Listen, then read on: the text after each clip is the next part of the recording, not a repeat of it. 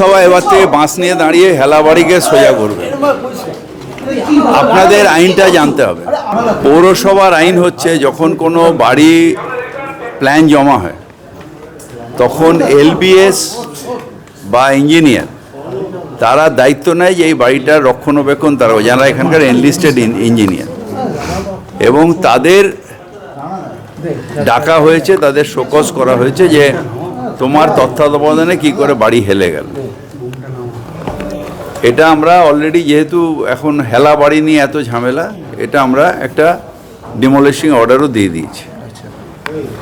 আর আগের বাড়িটা নিয়ে আমরা দুটো অফিসারকে, আমাদের ইঞ্জিনিয়ারকে সাসপেন্ডও করেছি, যে তারা দেখলো না কেন যে বাড়িটা হেলে রয়েছে। যদিও কলকাতায় হেলা বাড়ির পরিমাণ প্রায় 30টা, যেগুলো অনেক বছর ধরে রয়েছে, সামান্য ডেলাউসিতেও আছে, সামান্য একটু মানে তারা একটা সয়েল হয়তো বসে গেছে, কোনো কারণে বসে রয়েছে, তারপরে ওটা চলছে বছরের পর বছর।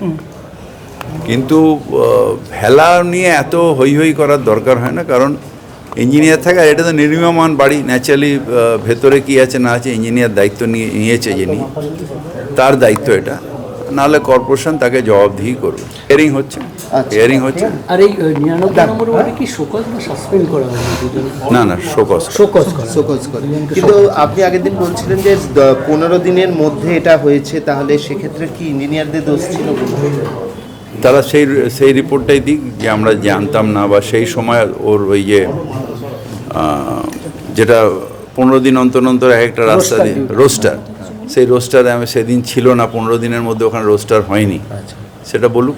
রিপোর্টটা কি পেলেন ওই বিল্ডিংয়ের ক্ষেত্রে? পুরসভায় তো রিপোর্ট কালকে জমা পড়েছে। হ্যাঁ, রিপোর্ট জমা পড়েছে ওই বিল্ডিংয়ের ক্ষেত্রে, যে ওই যেটা আমি আগেও বলেছি টেকনিক্যাল ফল্টের কারণে হয়েছে। তবে আমি আপনাকে ডিটেলসটা এখনই বলতে পারবো না, এটা কমিশনারের কাছে রিপোর্ট আছে, আমরা বিল্ডিং কমিটিতে এটা ফেলে তারপর রিপোর্ট। যেটা বেআইনি বাড়ি, সেটা আমি যা প্রসেস করে দিয়েছি, এর আগে কোনো মেয়র করেনি, আর মানে বাড়ি হওয়ার কথা নয়, যদি না আমার অ্যাডমিনিস্ট্রেশনের মধ্যে ল্যাপস হয়ে যায়। আর সেকেন্ড হচ্ছে যে এটা রাজনৈতিক কোনো ব্যাপার না, টেকনিক্যাল ফল্ট হয়।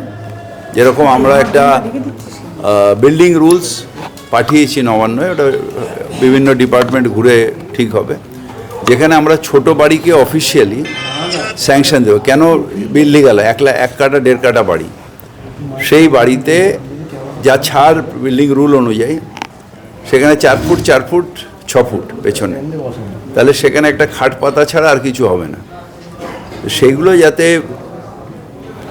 3 কাঠা অবধি অ্যাটলিস্ট, যদি আমরা বাড়ির পরিমাণ অনুযায়ী, তার রেশিও অনুযায়ী যদি ছাড় করে দিই, সেইভাবে আমরা বিল্ডিং রুল পাঠিয়েছি নবান্নয়, তাহলে আমাদের ইলিগাল বন্ধ করা যাবে। কারণ একটা জিনিস জানবে যে লিগালি আপনি তখনই যতই আপনি পুলিশিং করুন, যদি মানুষের যে ফেসিলিটি, গরিব মানুষ একটা বাড়ি করবে, তাকে যতক্ষণ না আপনি ফেসিলিটেট করবেন, তার সুযোগ অনুযায়ী যতক্ষণ না করবেন, সে ওটা করবে। যেদিন আপনার 4 ফুট 4 ফুট 4 ফুট থাকবে, কেউ 1 কাঠা 1.5 কাঠার মধ্যে লিগাল করতে পারবেন। কামারহাটিতেও লিফটিং করতে গিয়ে পড়ে গেল, মানে আপনি তো পুর নগর উন্নয়ন মন্ত্রী, কোনো মানে রাজ্যের ক্ষেত্রে কিছু ভাবে? এটা আমরা পাঠিয়ে দিয়েছি, একটা নোটিফিকেশন করে দিয়েছি যে কি লাগবে। সেদিন আমি যেটা প্রেস কনফারেন্সে বলেছি, ওইগুলো নোটিফিকেশন হয়ে গেছে, যে রাজ্য নোটিফিকেশন হয়ে গেছে যে কি হবে, নাহলে পৌরসভা পারমিশন দেবে না। তার সাথে কথা বলে দিই, যদি আপনাদের বলে থাকে তাহলে আমি এবার থেকে বলবো আপনি আসবেন, প্রেসের থ্রু দিয়ে কথা বলবো, কারণ আমি ওদের নিয়ে আলাদাভাবে কথা বলেছি এবং ওদের জন্য ব্যবস্থা অলরেডি করছি। যদি ওরা প্রেসে বলে থাকে তাহলে এবার থেকে প্রেসের থ্রু দিয়েই আমি কথা বলছি। এটা আমি জানি না, এটা আমরা অলরেডি ডেমলিশিং করার কথা বলেছি, যেহেতু এটা নির্মীয়মান বাড়ি, এটাতে পুরনো ভাড়াটে মানে পুরনো লোক কোথা দিয়ে এলো আমি জানি না।